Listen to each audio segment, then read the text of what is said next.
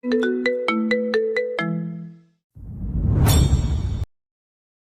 গাড়িগুলো কোথায় যাচ্ছে? রুহুল রাস্তার দিকে তাকিয়ে বলে। বড় বাজারে যাচ্ছ ভাই? কোত্থেকে আসছে এসব? ঢাকা থেকে তো আসে। জোহরের নামাজ শেষে খাওয়ার আয়োজন শুরু হলো। বকর ফরাজিও এসেছেন, তিনি গ্রামের মানুষদের সাথেই এসেছেন। কিন্তু মেম্বার বাড়ির সামনে এসে দেখা মিলল তাসিনের সাথে। তাসিন শ্বশুরকে দেখে সালাম দিয়ে বলল। ভালো আছেন আব্বা? বকর হেসে সালামের উত্তর দিয়ে বললেন, আমি আল্লাহ ভালো রেখেছি। তুমি ভালো আছো? আলহামদুলিল্লাহ ভালো আছে আব্বা। ময়ূরী কেমন আছে বাবা? মেয়েটাকে নিয়ে আর তো আমার বাড়ি আসলে না। ওর মা ওকে একবার দেখতে চাইছে। আমি ঢাকায় গিয়েছিলাম, ভাবছিলাম একবার আপনার বাড়ি গিয়ে দেখা করে আসবো। ঢাকা কবে গিয়েছিলে? সপ্তাহখানেক আগে অফিসের কাছে যেতে হয়েছিল, আর পুতুলকে নিয়ে এসেছি। বক্কর খুশি হলেন পুতুলের কথা শুনে। তিনি বললেন, এবার ওদের নিয়ে বাড়িতে এসো। তাসিন শ্বশুরকে নিয়ে আগে অন্য পাশে গিয়ে একই টেবিলে বসলো। সওদাগর বাড়ির মানুষও সেখানে উপস্থিত। বোরহান সওদাগর বক্করকে দেখে ভীষণ খুশি হলেন। সবার সাথেই কথা হলো তার। খাওয়া দাওয়া শেষ হতে হতে 3টা বেজে গেছে তাদের। বকর চলে গেলেন। সওদাগর বাড়ির সবাই মেম্বার বাড়ির ভিতরে বড় উঠোনে চেয়ার পেতে বসেছেন। উঠোন জুড়ে নেতা দিয়ে ভরপুর। মাহতাব এবং বোরহান সওদাগর তাদের সাথে আলোচনায় ব্যস্ত। তাসিন ঠোঁট কামড়ে কপালে ভাঁজ ফেলে মেম্বার বাড়ির চারপাশে চোখ বোলাচ্ছে। বেশ বড় বাড়ি, চারপাশে ঘেরাও করা দালান ঘর আর মধ্যে বড় উঠান। রাজু উঠোনে বসে মোবাইলে কারো সঙ্গে গম্ভীরভাবে কথা বলছিল। চেয়ারের কোনায় বসে থাকা কিছু তরুণ তার কথায় মাথা নাড়ছিল, কেউ কেউ নোট নিচ্ছিল। তাসিনের চোখে পড়ল এই ছেলেগুলো গ্রামের পুরনো মুখ। ওদের গায়ে রাজুদের দলের প্রতীকে ছাপানো টি শার্ট। বোরহান সওদাগর পাশে বসা মাহতাবকে বলছিলেন, এই রাজু এখন গ্রামের সব উন্নয়নের কাজের দায়িত্ব নিয়েছে। ব্রিজ, রাস্তা, স্কুল সব কিছুতেই হাত দিচ্ছে। মাহতাব মৃদু হেসে উত্তর দিল, রাজনীতি মানেই এখন প্রভাব। যার প্রভাব বেশি তার দৌড়ও সবচেয়ে দীর্ঘ। বেশ ভালো, এখন থেকেই শিখে রাখছে। তাহসিন চুপচাপ শুনছিল। চোখে এক ধরনের বিরক্তি জমেছে। সে জানে উন্নয়নের নামেই চলছে অন্য খেলা। বেশ কিছু সরকারি টাকা আসছে গ্রামের নামে, কিন্তু তা কোনো কাজেই লাগছে না। রাজু সবাইকে উদ্দেশ্য করে বলল, আমাদের গ্রাম এখন উন্নয়নের পথে। মেম্বার সাহেবের সহযোগিতায় আমরা আগামী মাসে উত্তরপাড়ার ব্রিজের কাজ শুরু করব। তাহসিনের চোখ পড়ল কোণে দাঁড়ানো এক বৃদ্ধ কৃষকের দিকে, যার চোখে পানি। লোকটা ফিস ফিস করে পাশের জনকে বলছেন, আমাকে ক্ষেতের রাস্তা বন্ধ কইরা ওইখানে ব্রিজ বানাইবা। উন্নয়ন না, সর্বনাশ হইল। তাহসিন উঠে ওনাদের কাছে গেলেন, নিচু গলায় বলল। ব্রিজটা কোন খালের উপর পড়েছে? বৃদ্ধ বললেন, খান না বাবা, আমাগো জমির মাঝখান দিয়া মাটি কাইটা নিয়া গেছে মেম্বারের লোকজন, বলে উন্নয়নের কাজ। জমির বিনিময়ে আপনাকে টাকা দেওয়া হয়েছে? না, উল্টো পুলিশের ভয় দেখাইছে। মাহতাব দূর থেকে ডেকে বলল। তাহসিন, এইদিকে আয়। তাহসিন ফিরে তাকিয়ে দেখল রাজু ও মাহতাব হাসি মুখে দাঁড়িয়ে। রাজু বলল, আপনাকেও কাজের কমিটিতে রাখবো ভাবতেছি ভাই। আপনার মতো শিক্ষিত মানুষ থাকলে সবাই ভরসা পাবে। তাহসিন শান্ত গলায় বলল। মানুষের ভরসা বিশ্বাসে হয়, ভয় দেখিয়ে না। রাজু কিছুটা অপ্রস্তুত হয়ে হাসল। ভয় না ভাই, এখনকার রাজনীতিতে একটু শক্ত হাত না থাকলে সমস্যা। নেতা? নেতা তুমি নাকি তোমার বাবা? রাজুর মুখ চুপসে গেল। তাহসিন মুখ ফিরিয়ে নিল। বিকেল হয়ে গেছে। আলোচনা শেষ হতে হতে মেম্বার বাড়ি থেকে বেরিয়ে এলো সওদাগর বাড়ির মানুষ। মাহতাবের কাজ আছে একটু পৌরসভায়, তাই সে নিজের ছেলেদের নিয়ে সেদিকে চলে গেছে। কাঁচা সরু রাস্তা ধরে হাঁটছেন সবাই। রমজান সওদাগর হঠাৎ করেই তাহসিনকে প্রশ্ন করলেন। কতদিনের ছুটি দিয়ে আসছিস? তাহসিন বলল, আছি বেশ কয়েকদিন। আর আদনান? আদনান শুকনো ঢোক গেলে তাহসিনের পেটে খোঁচা মারল। তাহসিন চোখ রাঙিয়ে আদনানের দিকে তাকিয়ে বলল, ওর চাকরি নেই, আপাতত বেকার পুরুষ। চাকরি নেই মানে? এই বেতনের পকেট গরম হয় না, তাই চাকরি ছেড়ে দিয়েছে। কিছুদিন রেস্ট নিয়ে অন্য কিছু ভাববে। আদনান কটমট করে তাকালো তাহসিনের দিকে। ভাবখানা এমন যেন পারলে তাহসিনের গলায় চেপে ধরে। তাদের বাড়ি ফিরতে কিছুটা সময় লাগলো বটে। বাড়ির ড্রয়িং রুমে মহিলারা ছিলেন জড়ো হয়ে। বাড়িতে সজীব এসেছে ময়ূরীর সাথে দেখা করতে। সজীব বসেছিল সোফায়, অন্য পাশে রজনী বেগম। বাড়িতে তাহসিনরা ঢুকতেই সজীব উঠে দাঁড়িয়ে সালাম দিল তাদের। বোরহান সওদাগর গিয়ে বসলেন সজীবের পাশে। তাসিন আর চোখে ময়ূরীর দিকে কপাল কুঁচকে তাকিয়ে বসলো সেখানে। আপনাকে তো চিনলাম না। তাহসিনের কথায় বোরহান সওদাগর বললেন। সজীব মুচকি হেসে তাহসিনকে উদ্দেশ্য করে শোধায়, আমি ময়ূরীকে অঙ্ক পড়াতাম, সপ্তাহখানেক আগে জানতে পারি তার বিয়ে হয়েছে আপনার সাথে। চাচার কাছে পড়ার ব্যাপারে কিছু জিজ্ঞাসা করলে বলেন ময়ূরী পড়বে। আমি এর আগে এসেছিলাম এই বাড়ি, তবে আপনাদের কাউকে পাইনি আমি। রজনী বেগম হঠাৎ করেই বলে বসলেন, এখন আর পইরা কি করব? বিয়া হইছে, সংসারে মন দিক, পড়াশোনা কইরা কাম নাই।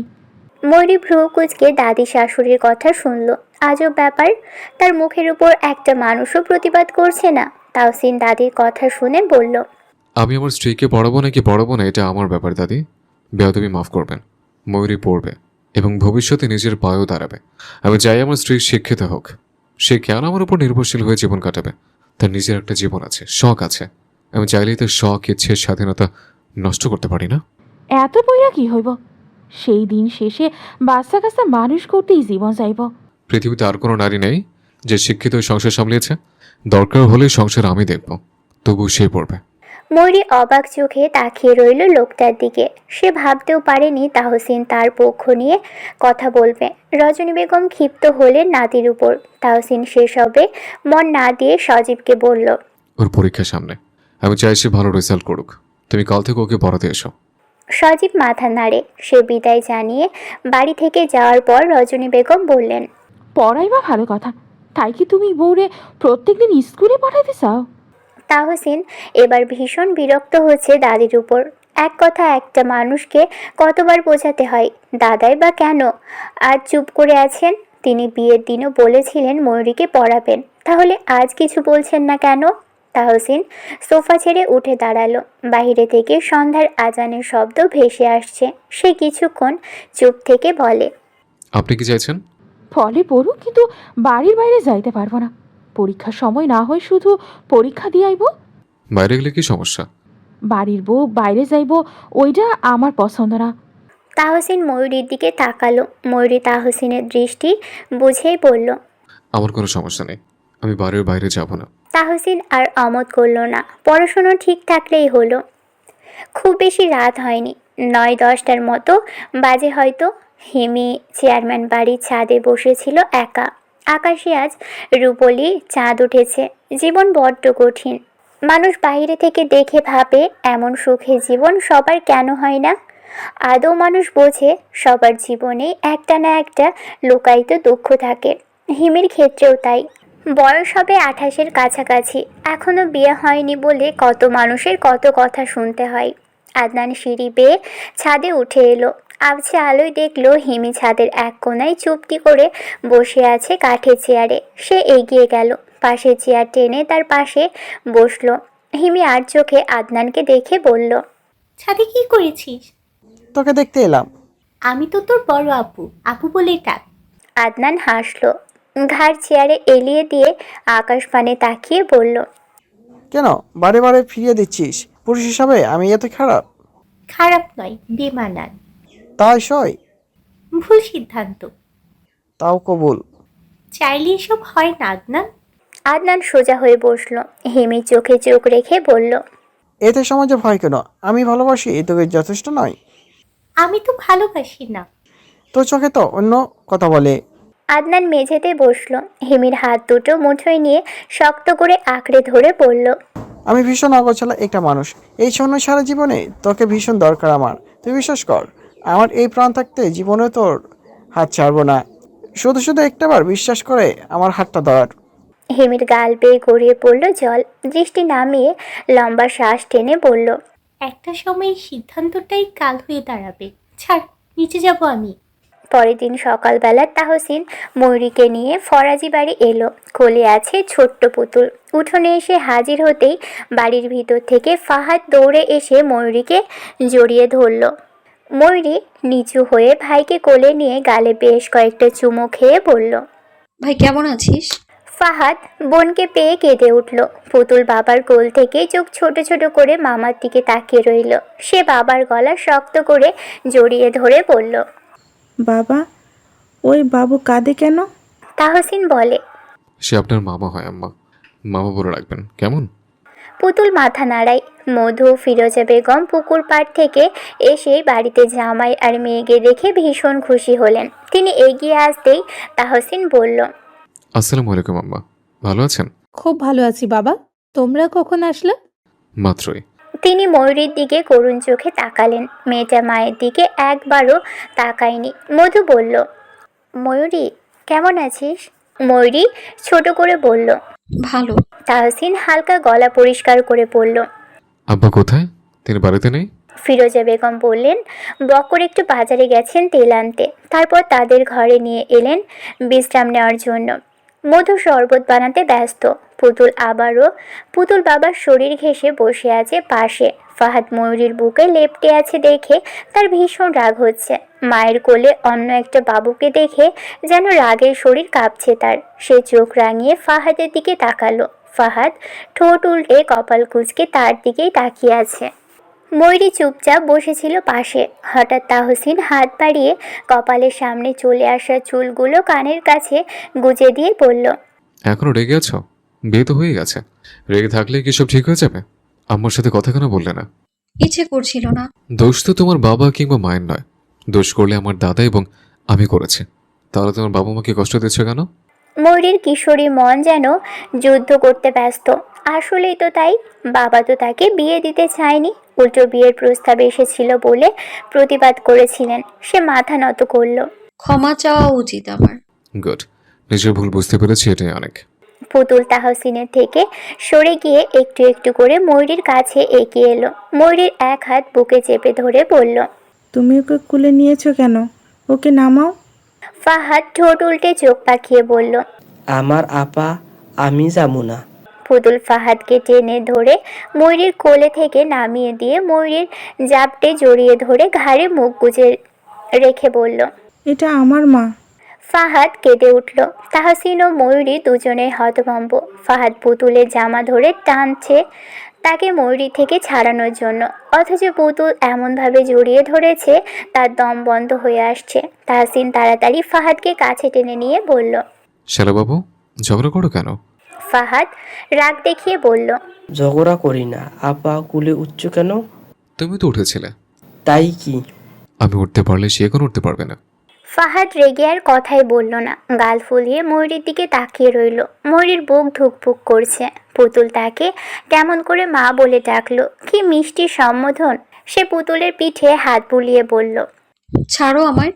পুতুল বলল, তুমি ওই ছেলেকে কুলে নেবে না। সে আমার ভাই হয়, মানে তোমার মামা। আমি কিছু জানি না। তাহসিন ঠোঁট কামড়ে হাসলো। বকর ফিরলেন আধা ঘন্টা পর। তাহসিনদের দেখে ভীষণ খুশি হলেন। ময়ূরীও আজ আর রাগ দেখালো না, বরং সব ভুলে মা বাবার সাথে প্রাণ খুলে কথা বলল। আজ তারা এ বাড়িতেই থাকবে। রাতের রান্না যখন চুলায়, তখন ময়ূরী মধুর সাথে পুকুর পাড়ে বসে। চারপাশ অন্ধকার, শুধু ঘরের লাইট থেকে আবছা আলোয় আলোকিত ওইটুকু। তুই এখনো রাজু ভাইয়ের সাথে কথা বলিস আপা? মধু বলল, বললেই বা কি? আপনি? ময়ূরীর বড্ড খারাপ লাগলো বোনের কথা শুনে। বোন যে কেন বুঝতে চাইছে না। আজ থেকে প্রায় কয়েক মাস আগের ঘটনা। মেম্বার বাড়ি থেকে তাদের স্কুল কিছুটা কাছে। শীতের সময় ছিল। বিকেলবেলা স্কুল ছুটির পর শবনম আর সে ফিরছিল বাড়ির পথে। রাজু বাইক নিয়ে নিজের ছেলেদের নিয়ে মাঠের পাশে আড্ডা দিচ্ছিল। রাজু শবনমকে খুব খারাপ ভাষায় বাজে কথা বলেছিল। মেয়েটা বাড়ি ফিরে খুব কেঁদেছিল। ভয়ে কাউকে বলতে পারেনি রাজুর কথা। শুধু এখানেই শেষ নয়, তার কিছুদিন পর শুনতে পারে স্কুলের অনেক মেয়েদেরই সে বিরক্ত করে। রাজনীতির লোক বলে কেউ সাহস পায় না কিছু বলার। তবে আজ ময়ূরীর মনে হচ্ছে রাজুকে সামনে পেলে ঠাঁটিয়ে একটা থাপ্পড় মারতেও তার বিবেকে বাধা দিবে না। মধুকে মা ডাকছেন বলে সে উঠে চলে গেল। খানিকক্ষণ পর সেখানে তাহসিন এলো ট্রাউজারের পকেটে হাত গুজে, গায়ে ধূসর রঙা একটা টি শার্ট। সে এগিয়ে এসে দোলনায় ময়ূরীর পাশে বসতেই মেয়েটা চমকে উঠল, ভীতু কণ্ঠে বলল, এভাবে কেউ আসে? আমি আসি। ময়ূরী দোলন থেকে উঠতে চাইলে তাহসিন আটকে দেয় তাকে, হাত টেনে পাশে বসিয়ে দিয়ে বলে, এত ভালো ভালো করছো কেন? ভয় পাচ্ছ আমাকে? আপনাকে ভয় পাবো কেন? তাহসিন দুষ্টু হেসে ফিস ফিস করে বলল, ভালোবাসে ফেসে যাবে বলে। আমি ছোট মানুষ, এত কিছু বুঝি না। আপনিই বলুন, কখন বুঝতে পারবো আপনাকে আমি ভালোবাসি? তাহসিন মুচকি হাসলো আর চোখে ময়ূরীর কিশোরী বদন দেখে পুকুরে দৃষ্টি রেখে বলল, ভালোবাসা মানে শুধু মুখে ভালোবাসি নয়। ভালোবাসা মানে শুধু মুখে ভালোবাসি নয়, ভালোবাসা অনুভব করার জিনিস। যখন আমাকে এক পলক দেখার জন্য তোমার মন ব্যাকুল হবে, আমার বুকে মাথা রেখে জীবন পাড়ি দিতে ইচ্ছে করবে, যখন মনে হবে আমি বিহীন তোমার জীবন অন্য কোনো পুরুষের অস্তিত্ব নেই, তখন বুঝবে তুমি আমায় ভালোবাসো। যদি কখনো আপনার প্রতি আমার অনুভূতি না জন্মায়? তাহলে ভাববো আমি তোমার যোগ্য নই। তাহসিন ময়ূরীর হাতে হাত রাখলো, বলল, ভয় নেবে, আমি জোর করে তোমায় বেঁধে রাখবো না। তোমার জীবনের সিদ্ধান্ত তুমি নিজেই নেবে। আমি সবসময় তোমার পাশে আছি। একটা কথা বলবো, কিছু মনে করবেন না তো? বলো। আপনাকে মেনে নিতে আমার কষ্ট হচ্ছে। আমি জানি আপনি ভীষণ ভালো, খুব খুব ভালো। কিন্তু আপনিই বলুন, কোন মেয়ে চায় একজন বাচ্চার বাবাকে বিয়ে করতে? আপনি এর আগেও অন্য এক নারীকে ভালোবেসেছেন। এটা ভাবলেও ভীষণ রাগ হয় আমার নিজের উপর। আমাকে খারাপ ভাবলেও এটা সত্যি, আপনার সাথে সহজ হতে আমি পারছি না। তাহসিন ঠোঁট কামড়ে বসে রইল। ময়ূরী নিশ্চুপ। ঘরের ভিতর থেকে বক্কর ডাকছেন তাদের খাবার খাওয়ার জন্য।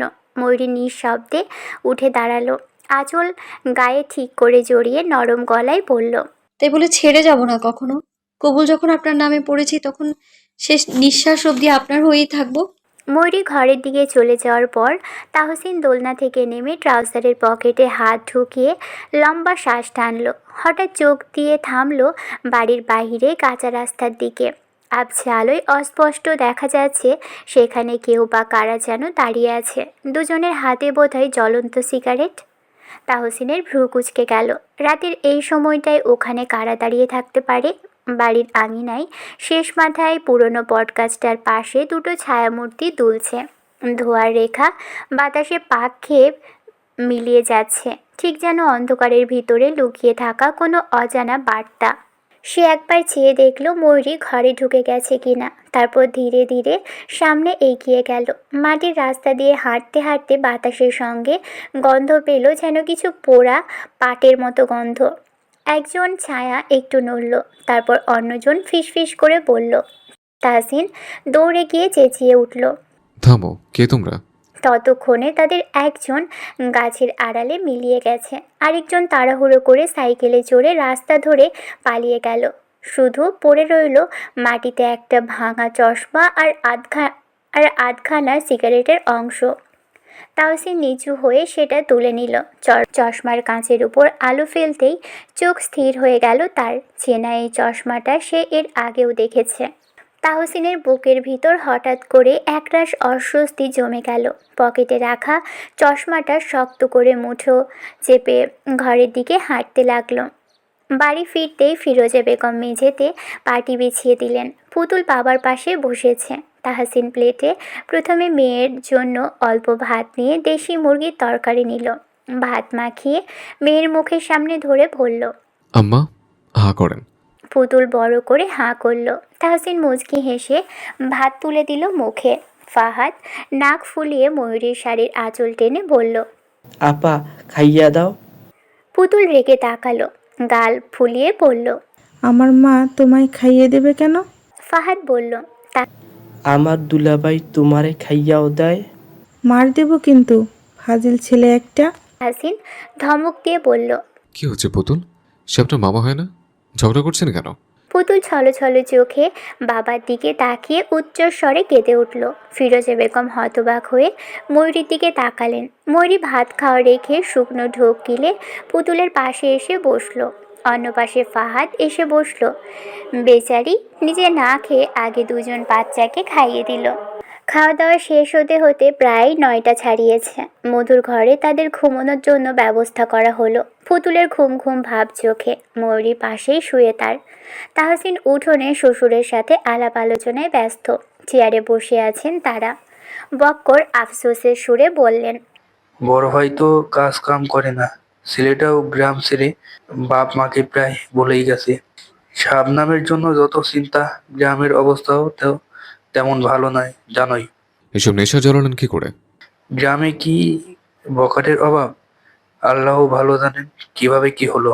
তাহসিন ঠোঁট চেপে কিছুক্ষণ মাথা নত করে রাখলো, আর চোখে ঘরের দিকে তাকিয়ে বলল, শুনেছি বাজারে মুরগির দোকানে পেছনে নাকি অবৈধ কিছু জিনিস পাওয়া গিয়েছিল কয়েক মাস আগে। বক্কর মাথা নাড়লেন। সে তো অনেক আগের কথা, নেশা জাতীয় কিছু পাওয়া গেছিল। কি করেছে এসব? আপনি কিছু জানেন? না বাবা, এসব প্রায় হয়ে থাকে এদিকে। তোমার ভাই চাচারাই যেখানে কিছু জানতে পারছেন না, সেখানে আমি কি করে জানবো বলো। তা ঠিক।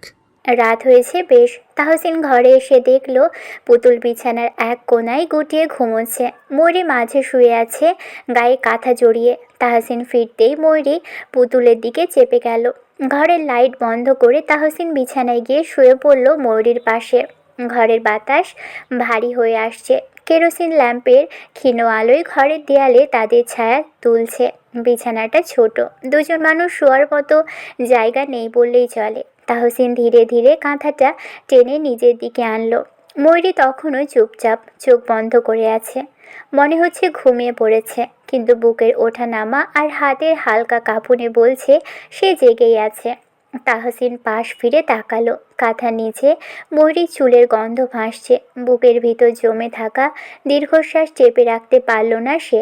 গলাটা নামিয়ে খুব আস্তে জিজ্ঞেস করলো, ঘুমিয়ে গেছো? ময়ূরী চোখ না খুলেই বলল। হুম। তাহসিন হালকা হাসলো। বিছানাটা বড্ড ছোট মনে হয়, তাই না?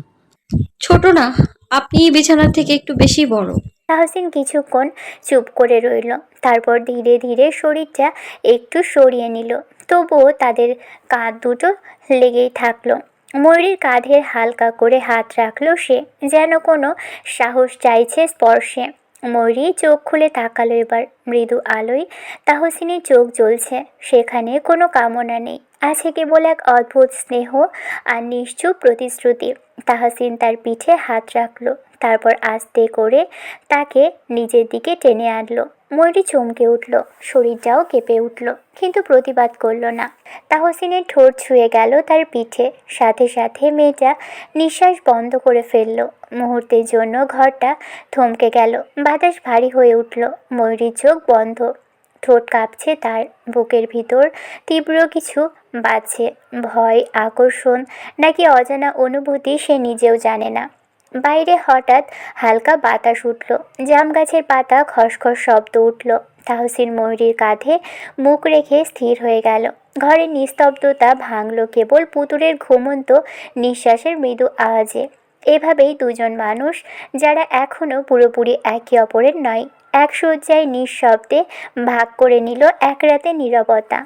পূর্ব আকাশে হালকা গোলাপি আভা, সূর্যের প্রথম কিরণ যেন ধীরে ধীরে সবুজ ধান ক্ষেতের উপর ঝরে পড়ছে। দূরে কোথাও কুয়াশার আস্তর এখনও পুরোপুরি কাটেনি, তার ফাঁক দিয়ে দেখা যায় গরু ছাগল চড়াতে বের হয়েছে রাখাল ভাইয়েরা। বাঁশঝাড়ের মাথায় শিশির বিন্দু ঝুলে আছে, বাতাসে সেই শিশিরের ঠান্ডা গন্ধ। পাখির কিচিরমিচির শব্দে চারিদিক মুখর, কখনো শালিক, কখনো দোয়েল, কখনো আবার বুলবুলি। গ্রামের মেঠো পথে ধুলো উড়ছে না এখনো। মাটির উপর রাতের শিশিরে একটুখানি ভেজা ভাব আছে। গায়ের ঘরে ঘরে তখন ভাতের হাঁড়ি চড়েছে, চুলার ধোঁয়া ধীরে ধীরে উঠছে আকাশে। বাতাসে মিশে আছে পোড়া কাঠের মিষ্টি গন্ধ। সওদাগর বাড়িতে চলছে রান্নার কাজ। আফিয়া রান্নাঘরে বসে কাজে ব্যস্ত। হুকুম এসে জানালো কনকের শরীর ভালো না, রাতে বোধহয় জ্বর এসেছিল তার। কুসুম এসে জানালো কনকের শরীর ভালো নাই, রাতে বোধহয় জ্বর এসেছিল খুব। আফিয়া বলল সকালের খাবার খাইয়ে ঔষধ খাইয়ে দিতে। অরুণিমা বেগম নিজের ঘর থেকে বেরিয়ে রান্নাঘরে এসে দেখলেন আফিয়া কাজে লেগে গেছে। তিনি রান্নাঘরে ঢুকে বললেন, এত সকালেও রান্নাঘরে কি করছিস? আফিয়া কাজে মন দিয়ে বলল, আমি ছাড়া এসব আবার কে করবে মেজমা? আমরা কি মরে গেছি? ভানু কই? সে ওঠেনি এখনো? ছোট মা এত সকালে ওঠে? কনকের মা ভানু বেগম বাড়ির একটা কাজও করতে চান না। দেখা যায় বিছানা অবধি মেয়েদের দিয়ে গুছিয়ে রাখেন। ভোলা ভালা মানুষটা, অবশ্য রজনী বেগম ছাড়া তাকে নিয়ে কারোর কোনো সমস্যা নেই। সকালের খাবার হতে হতে বেলা গড়ালো। শান্তা মাহাতাবের ঘরের অন্য পাশে দরজা দিয়ে বেরিয়ে এলো বাহিরে। আফিয়া সেদিকে আর চোখে তাকিয়ে ডাইনিং টেবিলে খাবার এনে রাখছিল। শান্তা এসে সামনে দাঁড়িয়ে বলল, কাল উনি তোমার কাছে ছিল বড় বউ? আফিয়া কাজে হাত রেখে জবাবে বলল, তোমার কাছে যেতে বারণ করতে পারো না? জানোই যখন আবার জিজ্ঞেস করছো কেন? শান্তা যে রেগে আছে ভীষণ, সেটা তার মুখ দেখে বোঝা যাচ্ছে। তবুও সে কথা ঘুরিয়ে বলল, তোমার বুঝি খুব কষ্ট হয় বড় বউ? এত এত কাজ কিভাবে করো? কষ্ট হবে কেন? গত 7 বছর ধরে তো করেই আসছি এসব। যাই হোক, আমার কিছু জামা কাপড় নোংরা হয়েছে, তুমি কি একটু ধুয়ে দিতে পারবে? আফিয়া চোখ তুলে তাকালো। শান্তার চোখে তাচ্ছিল্য দেখতে পেয়ে কাজ রেখে সোজা হয়ে দাঁড়ালো। কি বলো তো শান্তা, আমাকে বাইরে থেকে নরম মনে হলেও আমি কিন্তু তুলো নই। আমার হাতের এই 5টা আঙ্গুল দেখেছো? এই আঙ্গুলগুলো যখন তোমার ওই ফর্সা নরম গালে পড়বে তখন বুঝবে আফিয়া কি। শান্তা দাঁত চাপলো। তুমি কি আমায় অপমান করছো? অপমান করব কেন? আমি তোমার কেনা গোলাম নই যে যা বলবে তাই শুনবো। আর একটা বাজে কথা বললে বিশ্বাস করো, তোমার চাপা ভেঙে ফেলতে দুবারও ভাববো না। ঘরে দরজার সামনে দাঁড়িয়ে মাহাতাব সব কিছু শুনছিল। ঠোঁটের কোণে হাসিটুকু চওড়া হতেই সে ঘরে দরজা লাগিয়ে দিল। শান্তা স্তব্ধ হয়ে দাঁড়িয়ে রইল কিছুক্ষণ। তার মুখটা কেমন ফ্যাকাশে হয়ে গেল, ঠোঁটের কোণে হালকা কাঁপুনি। আফিয়া আবার কাজে মন দিল, যেন কিছুই হয়নি। সে হাঁড়িতে ঢাকনা বসিয়ে বলল, তোমার কাপড় নিজেই ধুয়ে নিও, নইলে কাজের মেয়েকে বলো। শান্তা ঘুরে চলে গেল। পিছনে দাঁড়িয়ে থাকা রজনী বেগম সব শুনলেন। চোখে ঠান্ডা হাসি, মুখে বিদ্রুপ।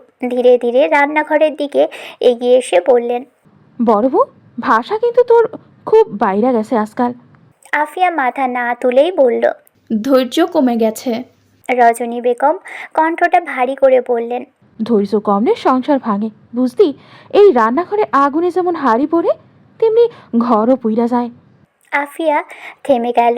একবার চোখ তুলে তাকালো তার দাদি শাশুড়ির দিকে। চোখে এক ফোঁটা জল ঝিলিক দিলেও ঠোঁটের কোণে কষ্ট ঢেকে রেখে বলল, ঘর ভাঙার ভয় আমার নেই, যার ঘরই নেই তার আবার ভয় কিসের?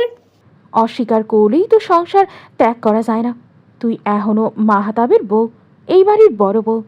আফিয়া দীর্ঘশ্বাস ফেলে কাজে মন দিল। তার কিছুই বলার নেই। শান্তা ঘরে গিয়ে ভিতরের দরজা খুলে মাহাতাবের ঘরের ভিতরের দরজায় কড়া নাড়ল। খানিকক্ষণ পর মাহাতাব দরজা খুলে দিতেই শান্তা দাঁত চেপে বলল, আপনি বোধহয় ভুলে যাচ্ছেন, আমিও আপনার বিয়ে করা বউ। বিয়ের পর একবারও তো আপনি আমার কাছে আসলেন না, অথচ দিনের পর দিন ওই অপয়ার সাথে রাত কাটাচ্ছেন। মাহাতাব দাঁত চেপে বলল, গলার নিচে নামিয়ে কথা না বললে কলিজা ছিঁড়ে বের করে আনবো তোমার। এই মুখ দিয়ে ওর নাম মুখে আনবে না। শান্তা মাহাতাবের বুকে সজোরে ধাক্কা মেরে বলল, কার সাথে গলা তুলে কথা বলছেন আপনি? আমি কি করতে পারি তার ধারণা নিশ্চয়ই আপনার আছে। বিয়ে করে আপনি এখনো আমার স্ত্রীর মর্যাদা দেননি। তুমি এটারই যোগ্য। মাহাতাব ঘর থেকে বেরিয়ে এলো। 10টায় একটা মিটিং আছে তার। সে বাহিরে বেরিয়ে দেখলো দাদা, চাচা সবাই চলে এসেছেন। চেয়ার টেনে বসতেই হঠাৎ খেয়াল করলো আফিয়া আজ নীল রঙের শাড়িটা পরেছে। টুকটুকে গায়ে বেশ মানিয়েছে। ভোর সকালে তাহসিন বাড়ি থেকে বের হয়েছিল। সকাল 9টার দিকে বাড়ি ফিরে আশ্চর্য বনে গেল সে। ময়ূরী এই 7 সকালে গোসল করছে পুকুরে। পুতুল আর ফাহাদ ঝগড়া করছে একসাথে বসে। সে এগিয়ে গেল সেদিকে। বুকে হাত গুজে তীক্ষ্ণ চোখে তাকিয়ে রইল কিশোরী বধূর দিকে। ময়ূরী তাহসিনকে দেখেই কাপড় ঠিক করলো। নির্লজ্জের মতো তাকিয়ে আছেন কেন? যান এখান থেকে। যা দেখার আমিই তো দেখবো, আমি ছাড়া আর কে দেখবে?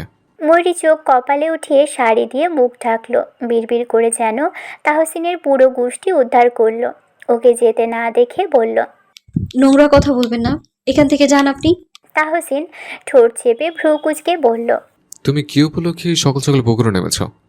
গরম লাগছিল তাই। এত প্রশ্ন কেন করছেন? তাহসিন আর লজ্জা দিল না। হাত মুখ ধুতেই ফিরোজা বেগম খেতে দিলেন। 10টার দিকে ময়ূরী বারান্দায় বসে মা আর বোনের সাথে বসে বসে মাংস পিঠা বানাচ্ছিল। তাহসিন খেতে চেয়েছে বলেই এই আয়োজন। হঠাৎ বাড়ির বাহিরে বাইকের শব্দ শুনে তারা সেদিকে তাকালো। মধু গিয়ে বাড়ির গেট খুলে দিতেই দেখা হলো ওয়াহিদের সাথে। মধু আশ্চর্য হয়ে বলল। ওয়াহিদ বাইক এক সাইড করে রেখে মধুর কপালে টোকা মেরে বাড়ির ভিতর আস্তে আস্তে বলল, সালাম কালাম নেই, বেয়াদবের মতো কথা বলছিস? সে উঠোনে আসতেই অবাক হয়ে ময়ূরীর দিকে তাকালো। গায়ে গাঢ় সবুজ রঙের শাড়ি জড়িয়ে পুরো গিন্নি সেজে বসে আছে। ময়ূরী সালাম দিল তাকে। ফিরোজা বেগম ভাইয়ের ছেলেকে দেখে ফের ব্যস্ত হলেন। তাকে বসতে দিলেন চৌকিতে। বারান্দার ছোট ফ্যান ছেড়ে দিয়ে দৌড়ে গেলেন ঘরে। ওয়াহিদ ময়ূরীকে দেখে বলল, ভেবেছিলাম বুড়ো কোনো এক কাকু দেখে তোকে বিয়ে দেব, কিন্তু তুই তো ছক্কা মেরে দিলি আগে। ময়ূরী গাল ফুলিয়ে বলল, তুমি আবার আমার পেছনে লাগতে এসো না। যাকগে, তোর জামাই কই? ঘরেই আছেন, ঘুমাচ্ছেন হয়তো। তখনই তাহসিন বেরিয়ে এলো ঘর থেকে। মূলত বউ কোনো অচেনা পুরুষের সাথে কথা বলছে বলেই ঘর থেকে হন হন করে বেরিয়ে এসেছে। দুজনকে এত হাসাহাসি করতে দেখে কপালে গাঢ় ভাঁজ পড়ল। বজ্জাত বউ একটা, জামাইয়ের সাথে তো একদিনও হেসে হেসে কথা বলল না, অথচ এখন সে বিরক্ত হয়ে গম্ভীর গলায় বলল। কে আপনি? ওয়াহিদ দরজার দিকে তাকালো। তাহসিনকে দেখেই চিনতে পেরেছে সে। উঠে দাঁড়িয়ে হাত বাড়িয়ে বলল, আমি ওয়াহিদ, মধুর মামাতো ভাই। তাহসিন হাত মিলিয়ে জোরপূর্বক হাসল। তারা চৌকিতে এসে বসলো দুজনেই। ফিরোজা বেগম হালকা খাবার এনে রাখলেন তাদের সামনে। ময়ূরী কাজে মত দিল। ওয়াহিদ বলল, আপনার ব্যাপারে শুনেছি অনেক। তাহসিন অবাক হয়ে বলল, আমাকে চেনেন কি করে? ফুপা বলেছেন। ও ভালো। কি করেন আপনি? এসআই অফিসার, এই গ্রামে নতুন ট্রান্সফার হয়েছে। তাহসিন চোখ টান টান করে ওয়াহিদের দিকে তাকালো। ওয়াহিদ উঠে দাঁড়ালো। মাটির সিঁড়ি ডিঙিয়ে নিচে নেমে কিছু পিছু ফিরে বলল, চলুন হাঁটতে হাঁটতে কথা বলা যাক। তাহসিন ও ওয়াহিদ বাড়ি থেকে বের হলো তৎক্ষণাৎ। ফিরতে ফিরতে দুপুরের আজান দিয়ে দিয়েছে। ময়ূরী সুন্দর করে ভাই আর পুতুলকে গোসল করিয়ে দিয়ে খাবারগুলো ঘরে নিয়ে যাচ্ছিল। মধু গেছে গোসল করতে। ফিরোজা বেগম রান্নাঘর পরিষ্কার করছেন। ময়ূরী কোমরে আঁচল গুজে গিন্নিদের মতো কাজে ব্যস্ত।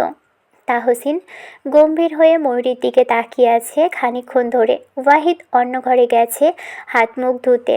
ময়ূরী কাজের ফাঁকে আর চোখে তাহসিনের গম্ভীর মুখ দেখে ভ্রু কুঁচকে রেখেছে। রাগ যেন বাড়ল লোকটার। সে খপ করে ময়ূরীর হাত আঁকড়ে ধরল। ময়ূরী হতভম্ব হয়ে তাকিয়ে চোখ রাঙিয়ে বলল, কি সমস্যা? তাহসিনের হঠাৎ ময়ূরীর কোমরে হাত রাখতেই মেয়েটা গুটিয়ে এলো তাহসিনের দিকে। কোমর থেকে আঁচল বের করে দাঁত চেপে বলল, ট্রান্সফার কেন হয়েছেন? তোমার এই ভাইয়ের সাথে তো হাসাহাসি কিসের? আমার সাথে তো একদিন একটু হেসে কথা বললে না? ময়ূরী তাহসিনের চোখে চোখ রাখে। কিছু বুঝতে পেরে বলে, আপনি কি হিংসে করছেন তাকে? হিংসা করবো কেন? তাহলে আপনার এত জ্বলছে কেন?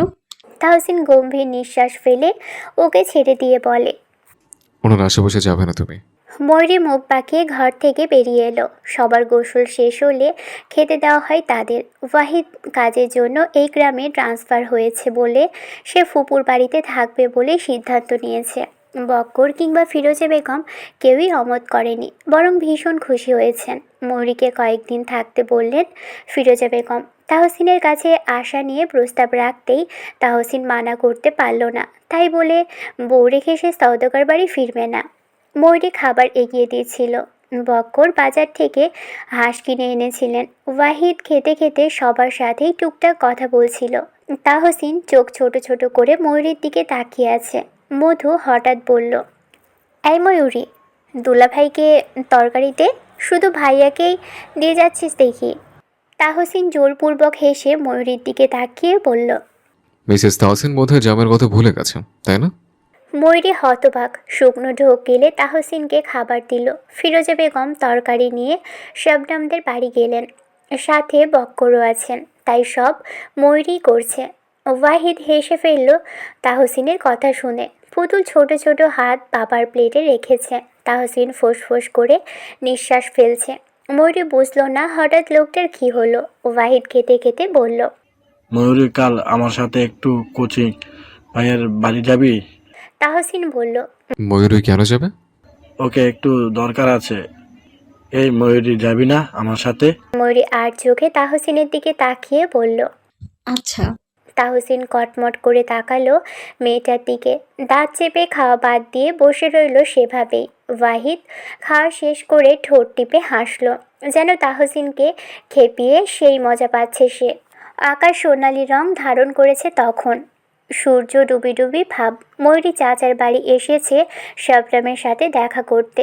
শবনম তো তাদের বাড়ি যায় না, মূলত তাহসিন আছে বলেই যায় না। চাচার ছোট একটা বাড়ি, ভীষণ সাধারণ। জায়গা জমি যা ছিল সব তো চাচা বিক্রি করে দিয়েছেন।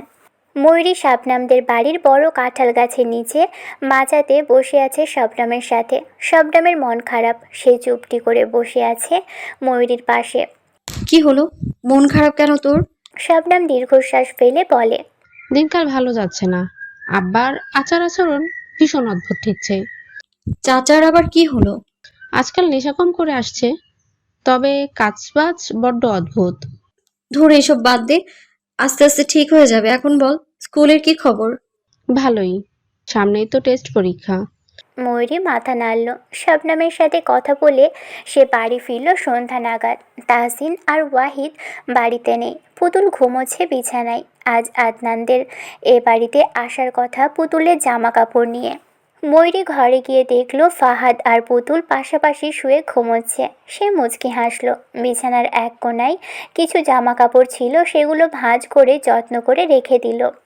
মধু আর ময়ূরী এই ঘরে ঘুমোতো আগে। ছোট একটা ঘর, সেখানে একটা খাট, একটা মাঝারি সাইজের আলনা, কাঠের ড্রেসিং টেবিল, পড়ার টেবিল আর একটা শোকেস। মোটামুটি যা প্রয়োজন সব কিছুই আছে। ময়ূরী ঘরটাই চোখ বুলিয়ে দেখলো একবার।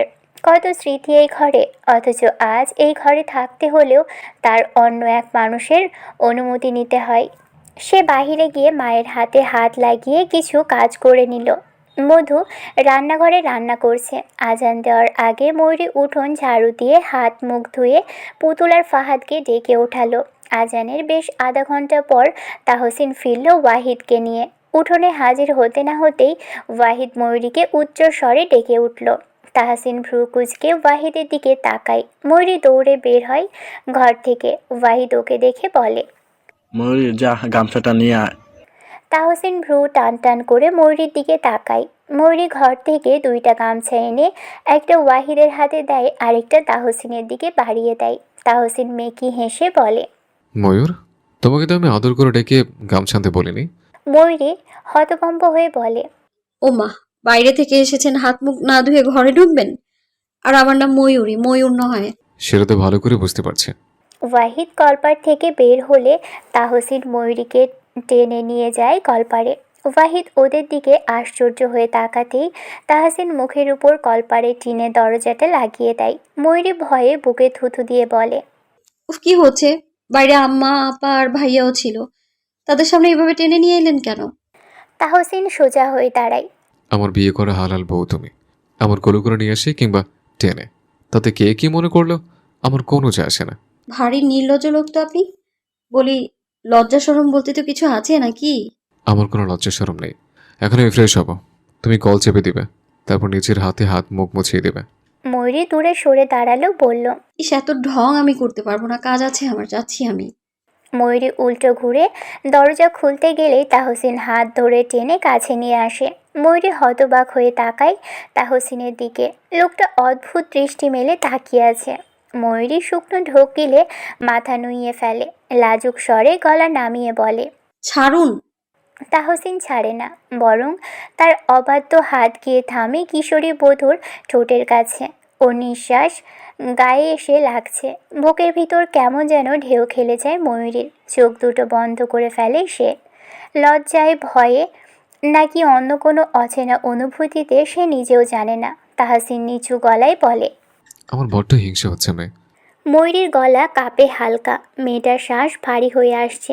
তার ঠোঁটের কোণ কাঁপছে। তাহসিনের আঙুল তখনও চিবুকে। চোখে এক অদ্ভুত কোমলতা। ও যেন মুহূর্তের জন্য সব ভুলে যাচ্ছে। চারপাশ চারপাশ ভয় লজ্জা কিছুই নেই, শুধু আছে তাহসিনের সেই দৃষ্টি। তাহসিন কিশোরী বধূর লাশ দেখে ঠোঁট এলিয়ে নেয় বউয়ের মুখমণ্ডলের একটু কাছে। স্পর্শ করার আগেই হঠাৎ দরজায় ঠাস ঠাস শব্দ হতেই দুজনেই চমকে ওঠে।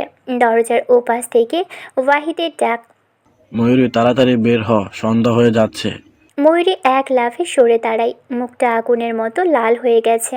তাহসিন বিরক্ত হয়ে চাপা নিঃশ্বাস ফেলে, দাঁত চেপে ময়ূরীর দিকে তাকায়। ময়ূরী হাতে গামছা তাহসিনের হাতে ধরিয়ে দিয়ে তাড়াতাড়ি কলপারে দরজা খুলে বের হতেই ওয়াহিদকে দেখতে পায়। মেয়েটা লজ্জায় দৌড়ে ঘরের দিকে চলে যেতেই ওয়াহিদ আড়ালে ঠোঁট টিপে হাসে। হঠাৎ কলপারের ভিতর থেকে তাহসিন গলা উঁচিয়ে বলে, যে শয়তান ছোকরা আমার রোমান্সে বাম হাত ঢুকিয়েছে তার কপালে মাবুদ বউ দিও না, আর বউ যদি দিয়েও থাকো তাহলে একটা জল্লাদ মহিলা জুটিয়ে দিও, আমিন। ওয়াহিদ হতবম্ব হয়ে দাঁড়ালো তাহসিনের অভিশাপ শুনে। ভাবা যায় কি ডেঞ্জারাস অভিশাপটাই না দিল। সে 3 বার তওবা করে সেখান থেকে কেটে পড়ল। তাহসিন খানিকক্ষণ পর ফ্রেশ হয়ে ঘরে এলো। আজ সে সজীবের সাথে দেখা করতে গিয়েছিল ময়ূরীর ব্যাপারে কিছু কথা বলতে। বাপের বাড়ি যে কদিন আছে সে কদিন না হয় একটু মা বাবার সাথে সময় কাটাক। ময়ূরী নামাজ শেষে ঘরের বাহিরে বের হয়ে বারান্দায় আসতেই দেখল মধু আবছা অন্ধকারে বাড়ি থেকে বের হচ্ছে। তার কপালে গভীর ভাঁজ পড়ল। একবার পিছু ফিরে ঘরের দিকে তাকিয়ে মধু পিছু নিল। চারপাশ অন্ধকার হয়ে এসেছে। এই বৃষ্টি বাদলের রাতে আপা যাচ্ছে কোথায়? ময়ূরী পিছু ডাকল না, বরং আপার পিছু নিল নিঃশব্দে। পুকুর ঘাটের বটগাছের সামনে আসতেই দেখতে পেল রাজু এসেছে। শরীর জ্বলে উঠল তার। মধুর হাত দুটো আঁকড়ে ধরেছে ছেলেটা। মধু কিছু বলার চেষ্টা করছে রাজুকে, তবে রাজুর জন্য বলতে পারছে না। আগে আমার কথা শোনো, অনেক দরকারি কথা আছে আমার। রাজু বলল, পরে সব শুনবো, কিন্তু এখন নয়। খুব দরকারি। ময়ূরী হন করে কাছে এগিয়ে যেতেই ঘৃণায় শরীর গুলিয়ে উঠল। রাজু মধুর শরীরে হাত রেখেছে। মধু ওর হাত আটকে দিয়ে একটু দূরে সরে দাঁড়াতেই ময়ূরী তেড়ে গিয়ে রাজুর গাল বরাবর থাপ্পড় মেরে বসল। রাগে তীর তীর করে শরীর কাঁপছে তার। মধু চমকে উঠে হাত দিয়ে মুখ ঢাকতেই ময়ূরী দাঁত চেপে বলল, জানোয়ার, তো সাহস কত বড়! তুই আমার আপার সাথে নোংরামো করছিস? রাজু রেগে তাকালো, গালে হাত দিয়ে শক্ত গলায় বলল, গলা নামিয়ে কথা বলো ময়ূরী। বলবো না? কি করবি তুই? তোর বাপ মেম্বার বলে যা খুশি তাই করবি? গলাটা নিজেই নামিয়ে কথা বলো। মধু ময়ূরীকে টেনে ধরে বলল, ময়ূরী কি করছিস তুই? থাম। ময়ূরী বোনকে সরিয়ে দিয়ে রাজুর বুকে জোরে ধাক্কা মেরে বলল, এক বাপের সন্তান হয়ে থাকলে আমার আপার সাথে আর দ্বিতীয়বার দেখা করবি না। রাজু দাঁত চেপে দাঁড়িয়েছিল এতক্ষণ, আর চোখে মধুর দিকে তাকিয়ে বলল, তোমার এই শরীর ভরা তেজ যদি আমি না ভেঙেছি তাহলে আমার নাম রাজু মণ্ডল নয়। এমন অবস্থা করবো এই মুখ কাউকে দেখানোর আগে শতবার ভাববে তুমি। যা খুশি কর। তোর মতো কুকুরকে এই ময়ূরী ভয় পায় না। রাজু ঠোঁটের কোণে নোংরা হাসি টেনে সরে গেলে ময়ূরী পিছু ঘুরে দাঁড়ায়। মধু শুকনো ঢোক গিলে দৃষ্টি সরিয়ে নিলে ময়ূরী মাটিতে থুতু ফেলে ঘৃণিত কণ্ঠে বলে, ছি! আব্বা মা এসব জানলে কি হবে ভেবেছিস একবার? তুই আজ আব্বার সম্মান নষ্ট করেছিস আপা। তোর শরীরের সাথে সাথে তোর মনটাও নোংরা, অপবিত্র। তোকে নিজের বোন ভাবতেও ভীষণ লজ্জা লাগছে আমার। ময়ূরীর রাগে ঠোঁট কাঁপছে, বুকের ওঠানামা অস্বাভাবিক। মধু হঠাৎ ময়ূরীর পা আঁকড়ে ধরল। ময়ূরী চমকে উঠে পা সরাতে গেলে মধু বলে, আমার কসম, আব্বাকে কিচ্ছু বলবি না। পা ছাড় আপা, তুই পাপ করেছিস বলে এখন আমাকে পাপী বানাস না। পা ছাড় আমার। তোকে অনেক কিছু বলার আছে আমার। আদনান এসেছে হিমিকে নিয়ে। পুতুল হিমির কোলে বসে ফাহাদের নামে নালিশ দিচ্ছে। তার ভাষ্য মতে ফাহাদ তাকে হিংসে করে। আদনান ভ্রু কুঁচকে পুতুলের সব কথা শুনছে। এবার হিমির দিকে একটু চেপে ফিস ফিস করে বলল, ডার্লিং, চল বিয়েটা করে ফেলি, তাহলে পুতুলের মতো আমাদেরও একটা পুতুল হবে। হিমি চোখ রাঙিয়ে বলল, আর একটা বাজে কথা বললে তোর 14 গোষ্ঠীর নাম ভুলিয়ে দিব। এমন চুন্নির মতো করছিস কেন সব সময়? ভবিষ্যৎ জামাই হই, একটু তো সম্মান দিয়ে কথা বল। এ ফাসিল, আমি একবারও বলেছি তোকে বিয়ে করব? করবি না? তোকে তুলে নিয়ে গিয়ে জোর করে হলেও বিয়ে করবো শালি। হিমি বিরক্ত হয়ে অন্যদিকে তাকালো। তারা চলে যাবে একটু পর। তাহসিন তাদের সাথে একান্তে কিছুক্ষণ কথা বলল। বাহিরে মেঘ ডাকছে, তাই তারা কিছুক্ষণ পরেই বেরিয়ে পড়ল। ময়ূরী গম্ভীর মুখে বসে আছে বারান্দায়, হাঁটু ভেঙে সেটায় হাত রেখে ঘাড় বাঁকিয়ে পুকুরের দিকে তাকিয়ে আছে। হঠাৎ পাশে কারোর অস্তিত্ব টের পেয়ে পাশে তাকায়। পুতুল বোকা বোকা চোখে মায়ের দিকে তাকিয়ে আছে। ময়ূরী সোজা হয়ে বসলো, আদুরে হাত বাড়িয়ে দিতেই পুতুল হামাগুড়ি দিয়ে মায়ের বুকের সাথে চেপে এলো। ময়ূরী মাথায় হাত বুলিয়ে বলল, মন খারাপ? পুতুল বলে, তুমি কথা বলো না কেন? বাবা বলে আমার নতুন মা অনেক ভালো, একদম পুতুলের মতো। তোমার বাবা এসব বলে? পুতুল মাথা নাড়ায়। ময়ূরী ঠোঁট টিপে হাসে। দরজায় হেলান দিয়ে দাঁড়িয়ে আছে তাহসিন, ঠোঁট কামড়ে বউ আর মেয়ের একান্ত মুহূর্ত দেখছে। ময়ূরী পুতুলের মাথায় চুমু খেলো, পিঠে হাত বুলিয়ে দিয়ে দীর্ঘশ্বাস ফেলল। তোমার নতুন মা নিজেই একটা বাচ্চা, তোমার যত্ন নিতে হলে আগে তাকে বড় হতে হবে, বুঝদার হতে হবে। পুতুল চুপ করে থাকে। তাহসিন পিছন থেকে হালকা গলা পরিষ্কার করে বলে, স্বামীর ভালোবাসা পেতে হলে আগে মিসেস দিলরুবাকে বড় হতে হবে। ময়ূরী ফট করে পিছনে তাকায়। তাহসিনকে দেখে সন্ধ্যার কথা মনে হতেই লজ্জায় দৃষ্টি সরিয়ে নেয়। তাহসিন এগিয়ে এসে পাশে বসে। আশেপাশে অন্ধকার, আকাশে মেঘ ডাকার শব্দ ভেসে আসছে কানে। পুতুল মায়ের বুকে লেপ্টে থেকেই বাবার দিকে উকি দেয়। মুচকি হেসে বলে, আমাকেও ভালোবাসবে বাবা? তাহসিন মুচকি হাসল। মেয়ের মাথায় চুল এলোমেলো করে দিয়ে বলল, আপনাকে তো ভালোবাসি আম্মা, কিন্তু আপনার মায়ের ভালোবাসার ধরন আলাদা। ময়ূরী লজ্জায় লাল হয়ে এবার কটমট করে তাহসিনের দিকে তাকালো। নির্লজ্জ বলে এত? নির্লজ্জ তাই বলে এত? সে দাঁত চেপে বলল, আপনার কি একটু লজ্জা নেই? তাহসিন কপাল কুঁচকে দুষ্টু হেসে বলল, যাও বউ, তোমার মাইন্ড নষ্ট। আমি তো ভালোবাসার কথা বলিনি, তুমি সারাদিনই এসবই ভাবো। ছি, বউ সব নোংরা জিনিস। ময়ূরী হতভম্ব হয়ে চোখ কপালে উঠিয়ে তাকিয়ে রইল। দড়িবাজ লোক একটা। সে হালকা করে তাহসিনের বুকে ধাক্কা দিয়ে বলল, সরুন তো আপনি, শুধু শুধু আমার পেছনে লেগে আছেন কেন? তাহসিন ঠোঁট টিপে হাসল। ময়ূরীর কানের কাছে একটু ঝুঁকে এসে ফিস ফিস করে বলল, বড় হবে, তোমার স্বামী বউয়ের ভালোবাসা না পেয়ে শুকিয়ে যাচ্ছে। লজ্জায় গাল দুটো টমেটোর মতো হয়ে এলো। ঠোঁট কামড়ে অন্যদিকে তাকিয়ে রইল। সে বেশ বুঝতে পারছে তাহসিনের সাথে কথা বাড়ালে আরও লাগাম ছাড়া কথা বলবে। রাতে পুতুল আজ বায়না করলো সে নানির কাছে ঘুমোবে। নানি তাকে ভীষণ সুন্দর সুন্দর গল্প বলে শোনায়। ফিরোজা বেগম খুশি হয়ে নাতনিকে নিজের সাথেই রাখলেন। এদিকে ময়ূরী পড়েছে মহা বিপদে। তাহসিন বড্ড জ্বালায় তাকে। তার মধ্যে আজ একা পেয়ে কী রেখে কী বলবে আল্লাহ ভালো জানেন। মেয়েটা দাঁতে দাঁত চেপে বিছানা পরিষ্কার করে আয়নার সামনে দাঁড়িয়ে খোপা করা চুলগুলো খুলছে। উদ্দেশ্য চুল আঁচড়াবে। তাহসিন এতক্ষণ বাইরে থাকলেও বেশ রাত করে বাড়ি ফিরল। ঘরে এসে দেখল ময়ূরী আয়নার সামনে দাঁড়িয়ে চুল ঠিক করতে ব্যস্ত।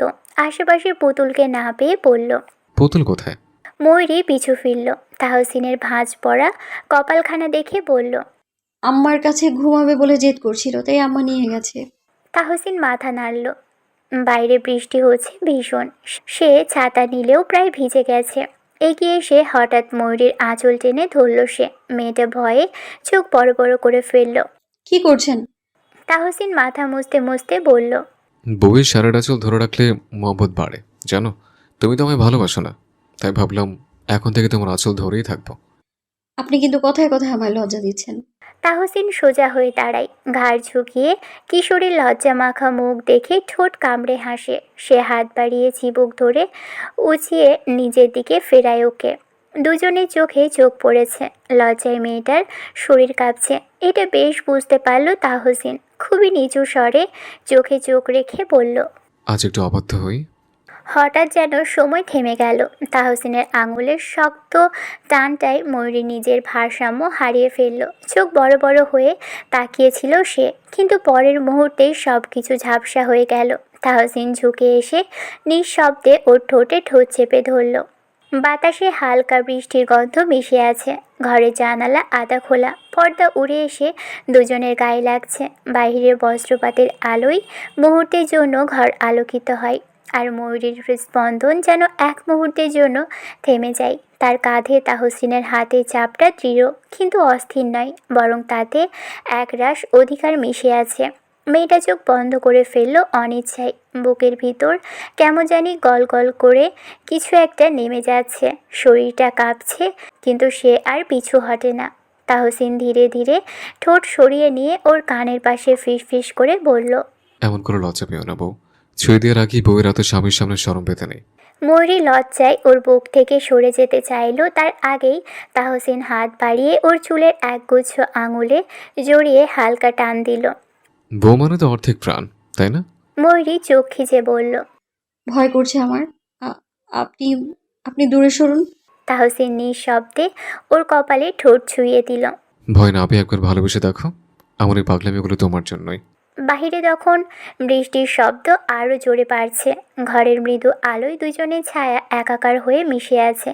ময়ূরী চোখ বন্ধ করে নিঃশব্দে বলল, সময় হলে অনুমতি চাইতে হবে না, ময়ূরী নিজেই ধরা দেবে তার হালাল পুরুষের কাছে। বৃষ্টি নেই বাহিরে। মধ্যরাতের বৃষ্টি থেমে গেছে। ময়ূরীর বদ্ধ জানালার ফাঁক দিয়েও হালকা এক ফালি রোদ্দুর এসে ঘুম ভাঙিয়ে দিল তার। পিটপিট করে চোখ খুলে আরেক দফা অবাক হলো সে। তাহসিন ঝাপটিয়ে আঁকড়ে ধরেছে তার শরীরখানা। মেয়েটা লজ্জাবতীর ন্যায় সিটিয়ে এলো। পিঠের ওপাশে তাহসিনের দু হাত শক্ত করে আঁকড়ে ধরা তার শরীরটা। তাহসিন গভীর ঘুমে আচ্ছন্ন। সে নিজেকে কোনো রকম ছাড়িয়ে উঠে বসলো। ঘাড় ঘুরিয়ে একবার তাকালো লোকটার দিকে। খালি গায়ে উপুর হয়ে শুয়েছে এখন। ময়ূরী মনে মনে বজ্জাত লোক একটা বলে মুখ পাকালো। হতছাড়া কাল একা পেয়ে কি কাজটাই না করলো। সে বিছানা থেকে নেমে গায়ের এলোমেলো শাড়ি ঠিক করে ঘরের দরজা খুলে দিল। বিচ্ছু পুতুল বোধহয় দরজার সামনেই দাঁড়িয়েছিল। নতুন মা দরজা খুলে দিতেই খিলখিল করে হেসে দৌড়ে ঘরে এলো। বিছানার চাদর টেনে উপরে উঠে বাবার শরীর ঘেঁষে শুয়ে পড়ল। বাবার কানের কাছে ফিস ফিস করে বলল, বাবা, তোমার পুতুল এসে গেছে। তাহসিন একটু নড়ে চড়ে মেয়েকে জাপটে ধরে বুকের সাথে জড়িয়ে ধরল। পাতলা কাঁথা গায়ে জড়িয়ে ঘুম ঘুম গলায় বলল, আম্মা, কথা বলেন না, ঘুমান একটু। ময়ূরী হতবাক হয়ে বাবা মেয়ের কাণ্ড দেখল। পুতুলের মায়ের জন্য বড্ড খারাপ লাগলো তার। মেয়েটার একটা মা ছিল না এতদিন। একটা বাচ্চাকে তাহসিন একাই মানুষ করেছে। সে দীর্ঘশ্বাস ফেলে ঘরের বাহিরে এলো, দরজা চাপিয়ে। বক্কর হয়তো বাজারে গেছেন। ফিরোজা বেগম উঠোন পরিষ্কার করে সবে রুটি বানাতে রান্নাঘরে বসেছেন। ময়ূরীর সামনে এগিয়ে গেলে হঠাৎ ফিরোজা বেগম ময়ূরীর দিকে তাকালেন। মেয়েকে দেখে যেন ভীষণ লজ্জা পেলেন তিনি। ময়ূরী চেয়ার টেনে বসতে গেলে ফিরোজা বেগম বললেন, এই যা, গোসল সেরে আয়। ময়ূরী আশ্চর্য হয়ে বলল, এই সাত সকালে গোসল করব কেন আম্মা? যা বলেছি সেটা কর। বিয়ের এতদিনেও কি সকালে গোসল করিসনি তুই? ময়ূরী মাথা নাড়িয়ে বলল। একদিন করেছিলাম, যেদিন বিয়ে হলো তার পরের দিন সকালে করেছিলাম। ফিরোজা বেগম নাক মুখ কুঁচকে মাথা নিচু করলেন। ময়ূরী আরাম করে চেয়ারে বসলো। ফিরোজা বেগম চোখ রাঙিয়ে বললেন, তোর কি আক্কেল নেই? স্বামীর সাথে থাকলে সকালে গোসল করতে হয়, যা গোসল করে আয়। ময়ূরী মায়ের দিকে চোখ ছোট ছোট করে তাকালো। পর মুহূর্তেই কিছু একটা মনে হতেই লজ্জায় লাল হয়ে এলো। মা যে উল্টাপাল্টা কিছু ভাবছে সেটা ধরতে পেরে ভারী লজ্জায় পড়ল। তাড়াতাড়ি চেয়ার থেকে উঠে ঘরের দিকে ছুটে গেল। মাকে তো আর চিৎকার করে বলা যায় না, তুমি যা ভাবছো তেমন কিছুই হয়নি আম্মা। ময়ূরী ঘরে এসে দেখলো বাপ বেটি আরাম করে ঘুমোচ্ছে। সে কাপড় নিয়ে কলপারে গিয়ে গোসল সেরে মাথায় গামছা পেঁচিয়ে বের হলো আধা ঘন্টা পর। তাহসিন তখন ময়ূরীর একটা গামছা নিয়ে বারান্দায় এসে দাঁড়িয়েছে। ভীষণ গরম পড়েছে। রাতে বৃষ্টি হওয়ার পরও হঠাৎ চোখ যায় উঠোনে কলাপাতা রঙের শাড়ি গায়ে তার কিশোরী বধূ ভেজা শাড়ি দড়িতে ছড়িয়ে দিচ্ছে। সদ্য গোসল সেরে বের হয়েছে বোধহয়। কাপড় ছড়িয়ে দিয়ে মাথার গামছা খুলে চুলগুলো খুব যত্ন করে মুছে আর চোখে তাহসিনের দিকে তাকালো। দুজনের চোখে চোখ পড়তে মেয়েটা লজ্জায় উল্টো ঘুরে দাঁড়ালো। কাল রাতের ঘটনা যেন মাথা থেকে সরছেই না। ফিরোজা বেগম রান্নাঘর থেকে আর চোখে দুজনের দিকে তাকিয়ে কাজে মনোযোগী হলেন। ময়ূরী কী করবে বুঝে উঠতে পারল না। লোকটা এক চুল পরিমাণও নড়ছে না, আর না তার দিক থেকে দৃষ্টি সরাচ্ছে। হঠাৎ তাহসিন কলপাড়ের দিকে যেতে গেলে ফিরোজা বেগম বললেন, ময়ূরী, জামাইকে কল চেপে দিয়ে আয়। তাহসিন কলপাড়ের দিকে যেতে যেতে ঠোঁট পাকিয়ে হাসল। ময়ূরী চোখ খিচে দাঁড়িয়ে রইল। মা আরেকবার ধমক দিতেই বাধ্য হয়ে গেল সেদিকে। ময়ূরী আঁচল কোমরে গুজে কলপাড়ে ঢুকলো। সূর্যের আলোয় কলপাড়টা ঝিকমিক করছে। পাশের গাছ থেকেই পানির ফোঁটা ঝরে পড়ছে টুপটাপ শব্দে। সে কল চাপতেই ঠান্ডা পানি ঝরে পড়তে লাগলো। তাহসিন ওদিকেই দাঁড়িয়েছিল হাত গুটিয়ে, ঠোঁটে আধো হাসি, চোখ দুটো কেমন যেন দুষ্টু ঝিলিক ছড়াচ্ছে। ময়ূরী নিচের দিকে তাকিয়ে পানির ঝর্ণা দেখতে ব্যস্ত, যেন ওর দিকেই তাকাতে সাহস পাচ্ছে না। তাহসিন 1 পা 2 পা করে এগিয়ে এলো। সকালে গোসল করেছো কেন? ময়ূরী চোখ না তুলেই বলল। গরম লাগছে তাই দিলাম। তাহসিন ভ্রু উঁচিয়ে হেসে বলল। আজ হঠাৎ সকালে গোসল কেন বলো তো? ময়ূরী হালকা চমকে তাকালো তার দিকে। তাহসিনের চোখে খেলা করছে সে একই মিষ্টি দুষ্টুমি। সে ঠোঁট কামড়ে নিচু স্বরে বলল। একদম চুপ করুন। তাহসিন এবার আরও কাছে এলো, ওর কানের পাশে ঝুঁকে নিঃশব্দে ফিসফিস করে বলল। বৃষ্টি হয়েছে রাতে, গরমে পড়েছে, তবে আমার মনে হয় গোসলের আসল কারণ অন্য কিছু। ময়ূরীর মুখে লাল আভা ছড়িয়ে পড়ল। সে কল বন্ধ করে পিছন ফিরে তাকাতেই তাহসিন এক গোছা ভেজা চুলে আঙুল ছোয়ালো। এই চুলের গন্ধে কি যেন আছে, মাথা ঘুরে যায়। ময়ূরী ঝট করে চুল টেনে নিল, চোখ বড় বড় করে পড়ল। আপনার কি কোনো কাজ নেই? সারাক্ষণ আমার পিছনে কেন লেগে থাকেন আপনি? কারণ তুমি আমার সামনে থাকলে অন্য কিছু দেখাই যায় না। বেহায়ালো। তাহসিন মাথা কাত করে তাকালো। আচ্ছা বউ, একটা কথা বলি? না, শুনবো না। শোনো না, আমি ভাবছিলাম আজ রাতেও যদি বৃষ্টি হয়। থামুন। ময়ূরী 2 হাত তুলে থামালো, বলল। আর একটা শব্দও বলবেন না, এখনই কিন্তু আম্মাকে ডাকবো। তাহসিন হাসি চেপে গম্ভীর ভঙ্গিতে বলল। ডাকো আমাকে, বলো তোমার জামাই সকাল সকাল বউকে গোসলের কারণ জিজ্ঞেস করেছে। ময়ূরী চোখ রাঙিয়ে ফিরে গেল, মুখে বিড়বিড় করতে করতে বলল। বজ্জাত লোক একটা, লজ্জা বলে কি কিছুই নেই? ময়ূরী তাড়াতাড়ি ঘরের দিকে ছুটে গেল। বুকের ভিতর যেন কেমন জানি শিহরণ খেলছে। তার নিজেরই রাগ হচ্ছে ভীষণ। লোকটা নির্লজ্জ। রান্নাঘর থেকে ফিরোজা বেগম তখন গলা উঁচু করে বললেন। ময়ূরী, জামাইকে নাস্তা দিয়ে দে আর ওয়াহিদকে ডেকে তুল। আদনান সকালে নাস্তা খেয়ে ড্রয়িং রুমে বসেছিল। কথা হচ্ছে নূপুরের বিয়ে নিয়ে। বিরাট বড় আয়োজন করা হবে। আদনানের আব্বা আম্মাও আসবেন বিয়ের আগে। বেচারার দুঃখে শেষ নেই। ছোট বোনের বিয়েটাও হয়ে যাচ্ছে, কিন্তু তার এই হিমিকে যে কি করে বিয়ের জন্য পটাবে বুঝতেই পারছে না। আফিয়া আর কুসুম মিলে একটা বড় কাঁথা ফ্লোরে রেখে সেলাই করছে। আদনান পা ঝাঁকিয়ে সেদিকে তাকিয়ে আছে গালে হাত দিয়ে। আফিয়া ওকে অমন করে বসে থাকতে দেখে বলল। দেবর মশাইয়ের মন খারাপ কেন? আদনান দীর্ঘশ্বাস ফেলে বলল। ভাবি, একটা বিয়ে করা দরকার। তাহসিন বাটপারটাও বিয়ে করে ফেলেছে। এবার আমি চুপ করে বসে থাকবো? আমার গোষ্ঠীর মানিজ্যত নষ্ট হয়ে যাবে। তুমি বিয়ে করবে? কোন মেয়ে তোমার মতো বেকার বেহায়া গরম মেজাজি ছেলের সাথে বিয়ে করতে রাজি হবে বলো দেখি? আদনান চোখ ছোট করে বলল। ভাবি, এমন কথা বলো না। আমার চেহারা দেখলে মেয়েরা তো এক পলকে হ্যাঁ বলে দেয়। শুধু একটাই সমস্যা। কুসুম সেলাই থামিয়ে কৌতূহল ভরে তাকালো। সমস্যা আবার কি?